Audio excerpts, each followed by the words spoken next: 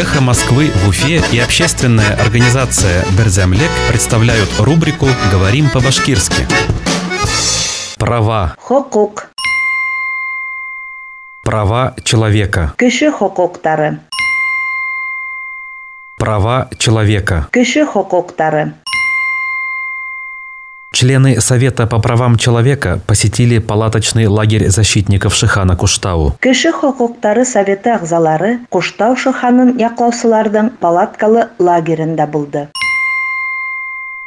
Члены Совета по правам человека посетили палаточный лагерь защитников Шихана Куштау. Кеше хокуктары советы агзалары Куштау Шиханын яклаусылардын палаткалы лагерінде булды.